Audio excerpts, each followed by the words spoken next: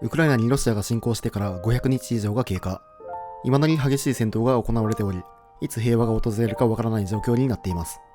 今回はそのウクライナの首都キーウが今現在どのような状況になっているのかを調べてきました。はい、どうもこんです。ということで、今回はウクライナのキーウにやってきました。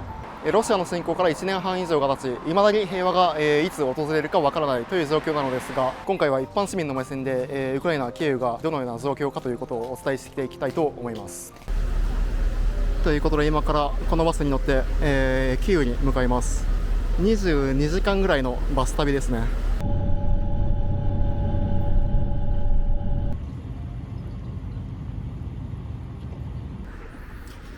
ということで、ウクライナのキーウに到着しました。今からとりあえず、中心部に向かいたいと思います。ということで、中心部に来たんですが、かなり、普通の街並みというか、何年も前に1回、キーウにやってきた時とほとんど変わらないですね。現在独立広場に向かっているんですが、街並みはかなり、平和そのものですね。現在金曜日なんですが、広場でゆっくりとされている方も、ちらほらと見かけますね。この街並みを見てどうでしょうか。結構ね、平和な感じがしますよね。観光客らしき方も結構いて、お土産屋さんも出てますね。観光スポットでもあるので観光客の方も多くいたのですが、広場にはウクライナの平和を願う旗がたくさん飾られていました。中には戦地に行った方の写真も立てられていて、戦争が現実に起こっているものだということを感じさせられました。少し歩いた感じだとだいぶね、穏やかな感じがしますね。で、今はね、聖ソフィア大聖堂の近くを歩いてるんですけど、ここら辺は観光地の近くということで、ウクライナ国内の観光客の方が多い場所になってます。7月11日から3日連続でドローンによる爆撃があったので、ちょっとね、気を抜けない状況ではあるんですけど、気をつけながらウクライナの現状をお伝えしたいと思います。キーウは約10年ぶりに来たんですけど、めちゃくちゃ街並みが綺麗ですね。ブカレストを出発してからほぼ何も食べていないので、お昼ご飯を食べに向かいます。独立広場近くのコルチュマ・タラスブルバというお店。ウクライナらしくビーフストロガノフとポテトを注文。合計で338フリムニャ、約1280円。全体的にかなり味付けが濃く、久々に食べるビーフストロガノフをこれでもかと堪能できました。かなり美味しかったんですが、結構量が多いのと、ポテトがだいぶ油っぽかったので、一人で全部食べるのは割と大変でした。味自体はとても美味しかったので、キーウに来た際はぜひ試してみてください。ご飯を食べた後、ホテルまで歩いて向かってみたのですが、正直どこを歩いても見ての通りかなり穏やかで、市民の方は普段通りの生活をしているように見えました。ということで、今日泊まるホテルはここですね。おそらく昨日と同じくアパートメントタイプですね。今回泊まったこちらのホテル、1泊3300円でこの広さと清潔感、最高ですね。部屋にはキッチンとカウンターもあって、いろいろと作業もできるようになっています。バスルームもこんな感じで、かなり清潔感がありますね。シャワーもしっかりと分離されていて、清潔感抜群です。恒例の水圧チェック。これは最強ですね。回線速度もそんなに遅くはないので、しっかりとノマドワークもできそうです。翌日、キーウ在住のアリーナさんに取材を行い、キーウ市民から見た現状を教えてもらいました。こんにちは。はじめまして、権藤と申します。よろしくお願いします。よろしくお願いします。お元気そうですね。ありがとうございます。最近はキーウの方にドローン爆撃3日連続であったんですかね。はい、そうです。3日連続あったんで、夜には5時間ぐらい眠られなかったし、それは終わる時を待ってて、僕校に行ったことはないけど、すごく眠たい気がしましたので、うちの壁に隠れて、終わるまで待ってました。でも爆発はよく聞きました。大体もう4、5時間ぐらいは続いていく感じですか？そうですね、なんか飛んでいるから1時間半キーウに到着して、あとは普通は3時間くらい、5時間がそういう攻撃が続くます。夜ならだからこそすごく心理的になんか、怖いです。影響が悪いです。よね。そうそうそう。キーウ市内にその防空壕的なものは結構たくさんあるんですか？普通は地下鉄とか、例えば学校の防空壕があればそこに行くこともできるし、私はそのところは地下鉄は一番いいです。あと5分くらい歩いて、そこに地下鉄は一番いい防空壕と思います。一番深くて、もう地下鉄が普通に防空壕として使われてる。はい、そうです。そうですね。ウクライナの地下鉄ってすごく深いですもんね。そうですね。そのために作られたそれは第一次世界大戦の時の後に作られたので、すごく深くて、でも新しい地下鉄の場合はそれはそんなに深くないです。もともと防空壕としての機能も持たせるために。その通りです。そうなんですね。それは初めて知りました。そうですね。私住んでいる地方はドニプロはそれはロシア語しか、ウクライナ語も話したし、でも今はやっぱりウクライナ語の方がみんな作られて、私の家族もできるだけウクライナ語を話すことは頑張ります。ウクライナの人ってウクライナ語とロシア語はもう基本的に全員わかる？わかります。そう。私の友達多分ウクライナ語しか話せないし、この前に私はロシア語しか話せないし、でも2人とも話してゲームもボードゲームもやったりしますので、問題はなかったんです。全部わかります。ロシア語自分はちょっと勉強してるんですけど、でもウクライナ語って結構違う言葉も多いなって思って。多いです。はい、それをなんかみんな理解してるのってすごいなって思ったんですけど。そうなんですね。はい、全部分かって、学校でもウクライナ語もロシア語も同じように勉強したりしましたが、普通はこの前に戦争の前にロシア語をなんか普通に話したりして、ウクライナ語は多分なんか大学とかその学校とか大学とか仕事でウクライナ語でも家族と友達と一緒にロシア語を話しました。そのような感じでした。でも今は大体ウクライナ語で。なんかオフィシャルなことはウクライナ語で。そう。なるほどですね。すごく興味深いですね。はい。そのロシアの侵攻当初ってイルピンとかブチャあたりを攻撃してたと思うんですけど、その今現状キーウに住む、一般市民としてキーウはどんな状況ですか？今は安全と言えますか？ミサイルもあるし、無人機もあるし、それはなんか終わりはないような状況なので、ロシア軍人の侵攻はそれはないと思いますが、ミサイルが来るかどうかそういう心配は毎日だと思います。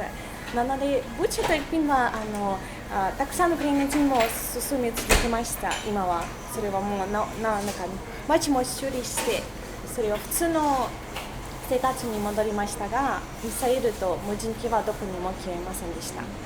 最前線になることはないけど、もう遠距離攻撃がずっと来る恐怖がある。それは毎日の心配です。なんかたくさんなんか26機無人機とか13発のミサイルとか、それがすごく多いので、それが怖いです。先月ちょうど2週間前ぐらいですかね、結構大きな攻撃がありましたもんね。すごく大きいです。突然いつ来るかわからない攻撃にもうずっと怯えながらっていうのが、怖いですよね、なかなか。特に近くに爆発を聞いたら、そこまでに飛んできたとか、それが一番のなんか心配です。それにここに住むのは大体普通の人なので、あまりなんか誰か死ぬことが、それがよく認識してものすごく怖くなります。ウクライナからかなりの人が、国外に逃げていると思うんですけど、キーウに関してはそこまで多くはないですか？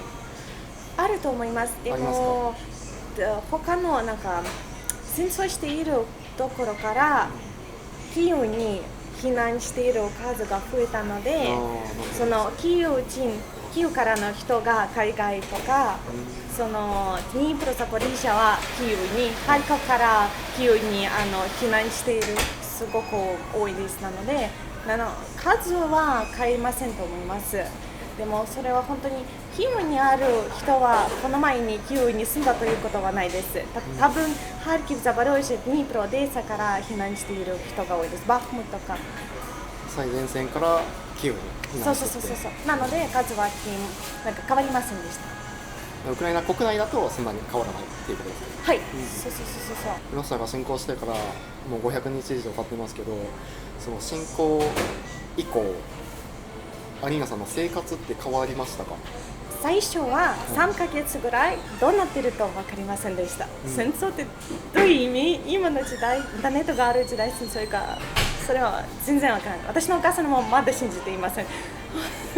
なんか心の中にそれを本当にリアルとか、それは確認自覚するのは難しい。でも私なんか決めたことは明日はどうなるかわからないので、今日は精一杯という意味で生き続きたいです。なので、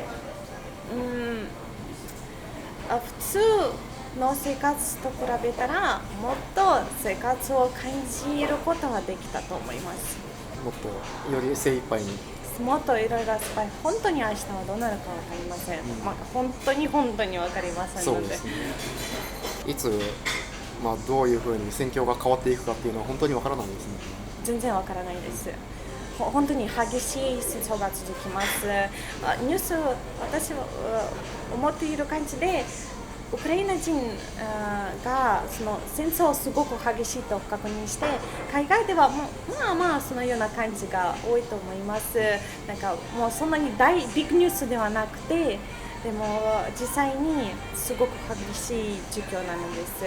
戦争が本当に怖くて激しくて、たくさんウクライナ人の人も死に続きます。特に兵士たちは。今この戦争に関してはそのウクライナとロシアとまたその他の国とで情報戦が行われている、それぞれ出す情報が多分全然違うと思うんですけど、そのウクライナにおいての情報としてもうすぐ勝てるみたいな報道とか、もうすぐ終わるんじゃないかとか、そういった憶測みたいな報道とかもありますか？ちょっと難しいと思うんですけど。それ本当に難しい。マスコミとか両方は本当に現実にいてるかどうか、それは私文人なんではなくて、本当に実際はどうなってるのか私はもうわからない。でも分かってるのは戦争が続いています。多分もう1年2年かも続きます。それはすごく激しい。それにそれ大変なんですけど、武器がなかったら、最初は私たちウクライナにはあまり武器がなかったらものすごくウクライナ人が死んだ。で今はもっと武器をもらってそんなにウクライナ人が死ぬない。それも現実です。なんか武器がなかったらもっと死ぬことはすごく可能性が高くなります。それは確かにウクライナ人みんながそう感じます。でその他にもマスコミの情報はすごくなんか正しいかどうかわからないのです。私ただ見てるのはどこから無人機が来ます、どこに行けばいいんですか、どこを走ればいいんですか、どの時間がありますか、母国語に走る時間があるかどうか、それを確認します。それに、兵士たちは多分毎日亡くなって新しい兵士たちも必要です。それはもう民族としてそれはすごく大変だと思います。それして、結局どうなるのか、どんな情報が正しいか、私は自分のことを言ってるし、でも結局はミサイルはここに来ます。それは一番現実です。結局はウクライナ人はたくさん亡くします。それも現実です。改めてその日本の方に、日本に限らないんですけど海外の方に何か伝えたいこととかあったらはい、一番大事なのは精一杯生きて、なんかただ本当に明日はどうなるかわからないです。自分の夢は大事にして、自分は一にして動いた方がいいと思います。あとで自分に信じて前に進むとか、それも大事だと感じます。特にその時に命の価値がどんなに大事だとよく分かって、今日はできることは今日してください。明日なるかになるかわからないので、それは本当に自分にとって大事。他の人ではなくて自分にとって大事なことは一番最初やってくださいということです。と思います。ありがとうございまありがとうございます。はい。多くの人に伝わるように情報を発信しますので、はい、よろしくお願いします。ありがとうございます。ありがとうございます。はい、ということでいかがだったでしょうか。リーナさんに話を聞いて分かったことは、やっぱりそのウクライナ市民にとってもはっきりと分かっている情報っていうのが少なくて、確かに言えることっていうのはまだ戦争が続いているっていうことでした。この悲惨な戦争が早く終わることは祈ってます。